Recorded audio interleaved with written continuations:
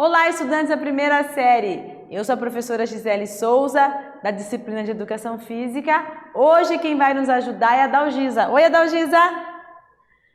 E vamos falar sobre qual assunto? Práticas corporais e cultura. Quais são os objetivos? Compreender os contextos históricos, culturais, originários, o papel social dos esportes, as ginásticas, as lutas tematizadas. Analisar as transformações históricas e tecnológicas dos esportes, ginásticas e lutas tematizadas e suas relações com o contexto cultural, social, ambiental, político e econômico atual. O que sabemos? Os direitos culturais são parte integrante dos direitos humanos. Então, os direitos culturais fazem parte dos direitos humanos, os quais são universais, são para todo mundo, indissociáveis e interdependentes. Qualquer pessoa deverá poder se expressar, criar, difundir suas obras na língua que desejar, e em particular na sua língua materna. Qualquer pessoa tem direito a uma educação e uma formação de qualidade que respeite plenamente sua identidade cultural. Qualquer pessoa deve poder participar na vida cultural que escolha e exercer as suas próprias práticas culturais, dentro dos limites que impõem o respeito pelos direitos humanos e pelas liberdades fundamentais. Então, isso aqui é a Unesco, a Declaração Universal sobre a Diversidade Cultural. Você consegue imaginar situações nas práticas esportivas onde o direito cultural estão presentes? Você consegue imaginar? Então, para iniciar, vamos iniciar com um exercício. Aqui o exercício número 1. Então, você vai acessar esse QR Code e vai ter acesso a essa reportagem aqui. O multiculturalismo dos jogos retratados em uma foto. Então, essa foto aconteceu em 2016, Alemanha contra o Egito. As duas atletas estavam disputando e aqui, respeitando a cultura do seu país, a egípcia, estava com uma roupa de conforme a sua cultura deixa, E a atleta da Alemanha ali estava também com uma roupa mais confortável, mais à vontade. E antigamente, na Olimpíada de Londres, isso aqui aconteceu no Rio de 2016, em Londres, eles impunham a regra que o biquíni era de 7 centímetros no máximo na cintura. Então, eles impunham uma regra. E no Rio 2016 já não acontecia mais isso. Então, a egípcia conseguiu fazer a sua cultura, que não permite as roupas curtas, conseguir jogar o vôlei ali. Então, após a leitura da reportagem, essa reportagem que vocês acessaram no QR Code, reflitam sobre as seguintes questões propositivas. Então, reflitam sobre o seguinte: o que é multiculturalismo nas práticas corporais? Então, o que é? Como as práticas corporais podem ser uma aliada no direito aos valores culturais? Cite uma situação onde podemos identificar a diversidade cultural nas práticas esportivas. Vamos lá? Tempo para vocês.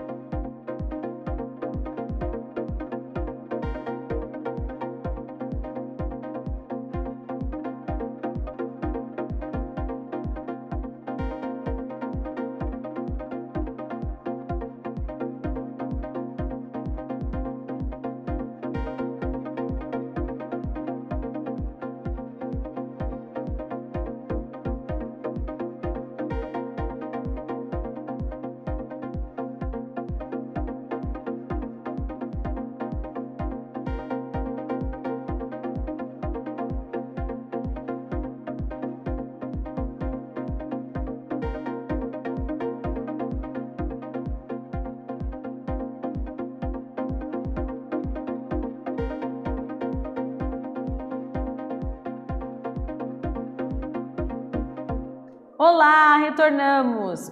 E aí, conseguiram responder as questões? O que é multiculturalismo nas práticas corporais? Aqui, ó.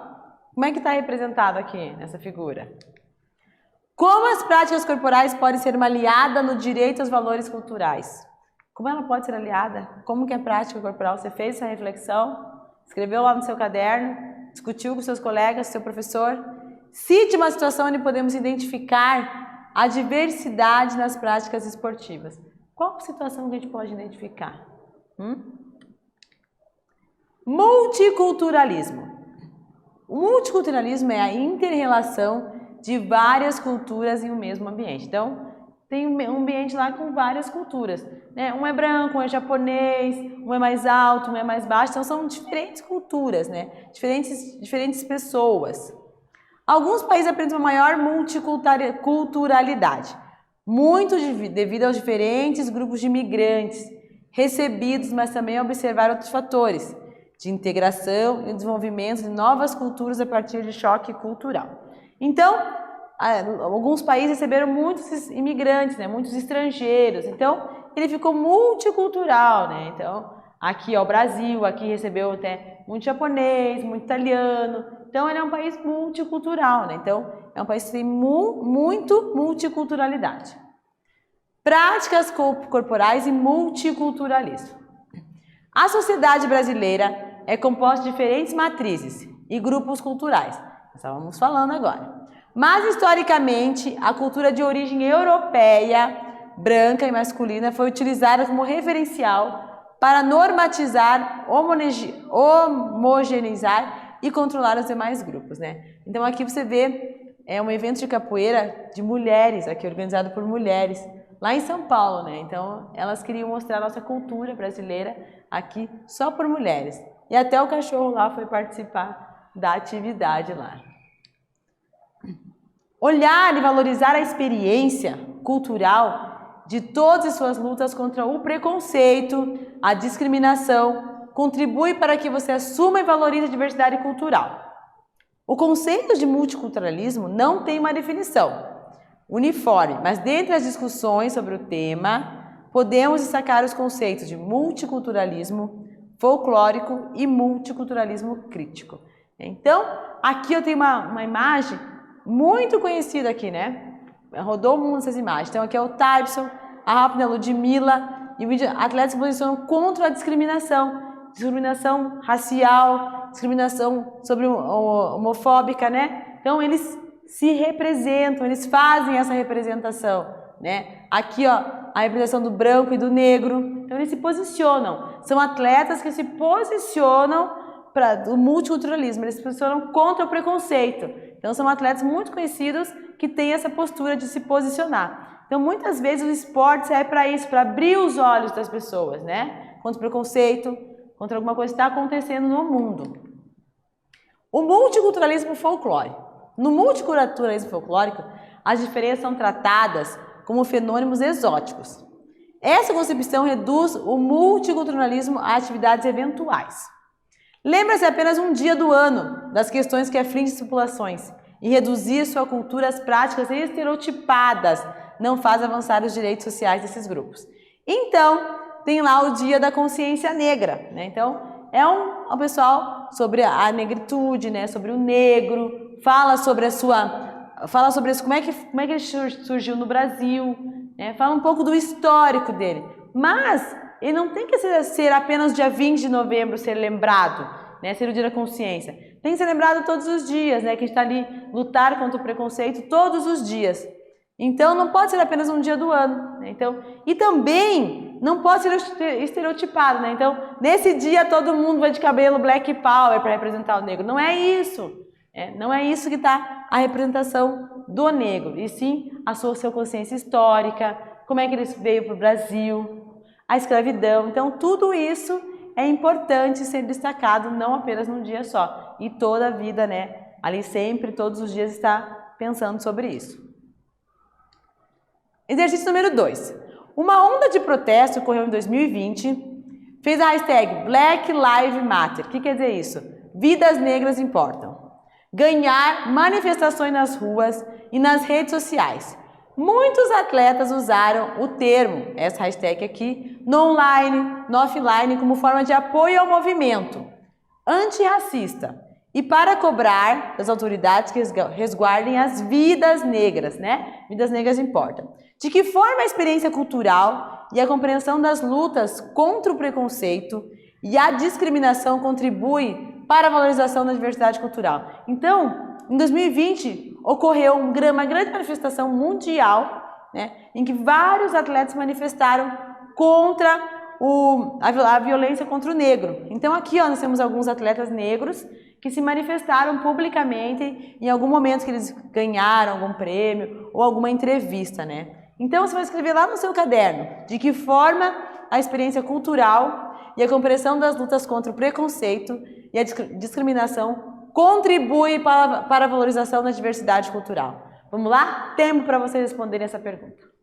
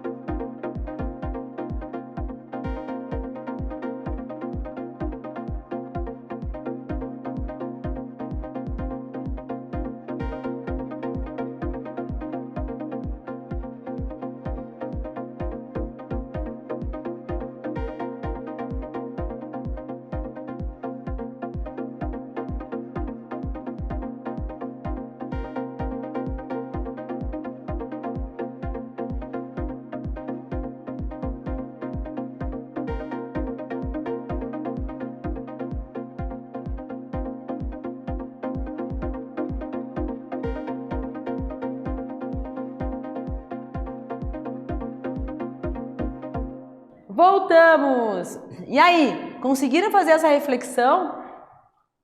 Contribui para a valorização da diversidade cultural? Como é que eles contribuíram, né? Porque o atleta, ele foi destaque e ele conseguiu ter voz, né? De repente, num gesto, ele já falou muita coisa para o mundo, né?